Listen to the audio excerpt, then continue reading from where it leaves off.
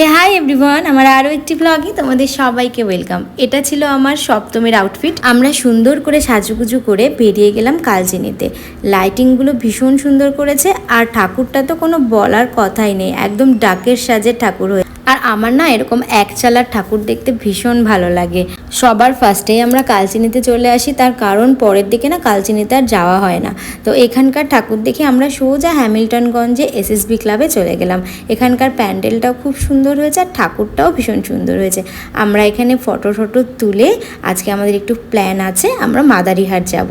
তো সেই জন্য হ্যামিল্টনে খুব একটা বেশি ঠাকুর দেখা হয়নি। এটা ফুটবল খেলা মাঠের কিউট দুর্গা খেলনা থিম ছিল, ভীষণ সুন্দর লেগেছে।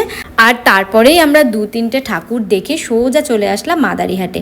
আর মাদারিহাটে বেশি না 5টা ঠাকুরের মতন দেখেছি, আর 5টা প্যান্ডেলই ভীষণ সুন্দর। আর ওখানে গিয়েই আমাদের হ্যামিল্টনের অনেক লোকের সাথে দেখা হয়েছে, যেমন প্রিয়াঙ্কাদির সাথেই প্রথমে দেখা হলো।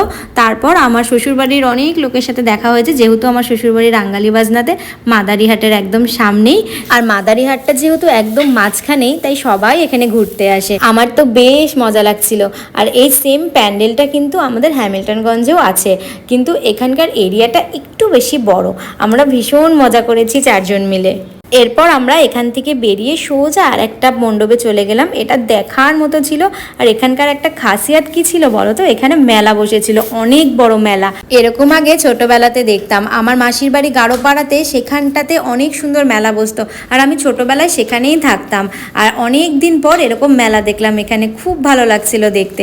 এরপর যখন প্যান্ডেলের ভিতরে ঢুকলাম মাকে দেখতে, মানে এখানকার ঠাকুরের থিমটা একদমই আলাদা, তোমরা দেখলেই বুঝবে। এত সুন্দর লাগছিল, দেখেই মুগ্ধ হয়ে গেলাম। তারপর আমরা একটু মেলাতে ঘুরলাম বলতে 1 থেকে 2 রাউন্ডের মতন দিয়ে তারপরে আমরা চলে যাব আর একটা ঠাকুর দেখতে। এই ঠাকুরের মুকুটগুলো দেখো এত সুন্দর। এরপর আমরা আরও একটা প্যান্ডেল দেখে চলে যাব খেতে, কারণ ভীষণ খিদে পেয়ে গেছে। তখন বাজে প্রায় 11টা, সাড়ে 11টা। তো আমরা গেছিলাম ওয়াইল্ডউডে, একদম নতুন একটা রেস্টুরেন্ট, 1 মাসের মতন হয়েছে। এখানকার খাওয়া দাওয়াও ভীষণ টেস্টি। তো আমি আর সঞ্জয় নিয়েছিলাম পনির আর নান। তো আমরা খেয়ে এখন বাড়ি চলে যাব, তখন প্রায় বাজে 12টা, সাড়ে 12টা। তো আজকের ব্লগটা এ পর্যন্তই, দেখা হচ্ছে আবার কোনো সুন্দর ব্লগে। তো আজকের জন্য এতটুকুই, চলো টাটা।